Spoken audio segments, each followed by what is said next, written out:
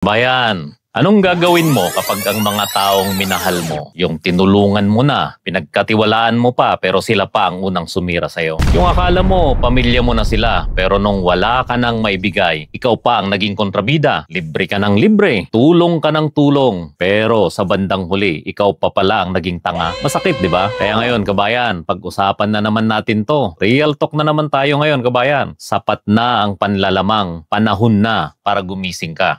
Sa kanto ng mundo, may kwento tayo. Kayod sa umaga, pangarap ay buo.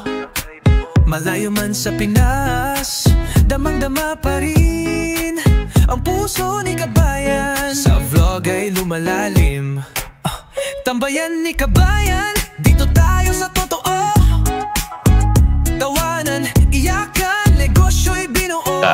Mga kabayan, usapang masakit na naman to. Pero kailangan natin tong himay-himayin. Marami sa ating mga Pinoy abroad, imbis na magtulungan, tayo pa mismo ang naghihilahan pababa. Inggit, siraan, pa-victim, user-useran. Ito ang mga ugaling sumisira sa kinabukasan nating lahat. Ito muna ang personal na kwento ko sa iyo, kabayan. Ako mismo, ilang beses nang napaso. Noong nag-start kami ng business sa Banff, doon sa Banff, Alberta, walang tumulong sa amin. Pero nung naka-open na kami, ayan na ang mga sumisip-sip. Hindi naman bumibili pero laging present. Laging pa-good vibes. Tapos yung asawa ko naman na sobrang bait, bigay naman ng bigay. Akala niya ang babait nila. Yun pala, mga kaibigan lang nang gustong manggaya sa negosyo namin.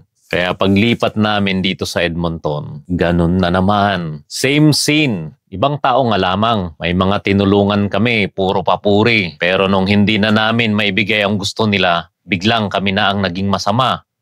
May isa pa.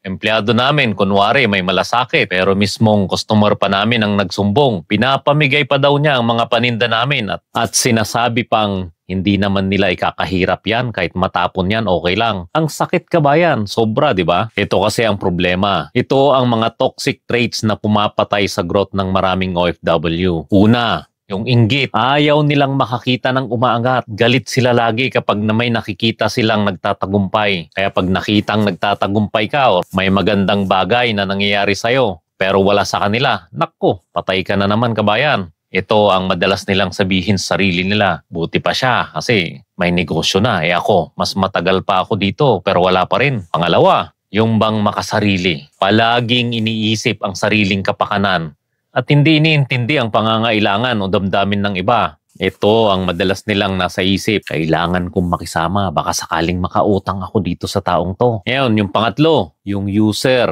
Ito, kabayan, yung kaibigan ka lang kapag may kailangan. Pero di ka nakilala kapag wala na siyang kailangan sa'yo. Ang hirap, pero wala tayong magagawa eh. Yun talaga yun. Pang-apat, plastic. Ito yung mga tinatawag nilang mabait sa harap pero pagtalikod mo, ginagawang chismis ang mga sikreto mo. Yung bang, alam mo si kabayan, feeling boss lang yan, pero wala ring alam yan. Yung akala mo, ang bait sa harap mo, pero yun pala, pagtalikod mo, ikaw na ang kinakain. Ginigisa ka sa sarili mong mantika, di ba? At panglima, ito yung ulit-ulit kong sinasabi sa inyo, kabayan, yung abusado, walang malasakit sa'yo. At kahit nasa loob pa ng negosyo mo yan, inaabuso ka pa, kahit tulong na nga ang binibigay mo sa kanya. Tapos ito pa, yung maririnig mo sa mga kaibigan niya. Libre lang naman daw yon, hindi naman daw kayo naghihirap sa kunting halaga na yon. Ganon ang maririnig mo. Sa ibang tao hindi sa mismong empleyado mo. Ngayon, kabayan, ito ang solusyon para dyan. Ito na ang bagong approach na kailangan mong gawin. Limitahan mo na ang information na sinishare mo sa mga kaibigan mo. Kahit kaibigan mo man yan, pero kung nagpapanggap lang, kailangan may limitasyon na sa pag-share ng mga information mo. Alamin mo rin kung sino talaga ang tunay mong kaibigan na kahit ikaw ang wala ay nandyan pa rin siya, tumutulong pa rin siya sa'yo.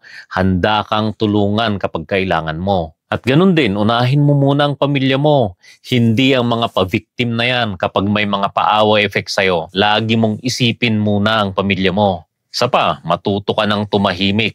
pero mapag-obserba ka. Actions over words, ika nga, kasi mas lalo silang makakaisip ng drama nila sa'yo kapag sinasabayan mo sila sa mga sinasabi nila.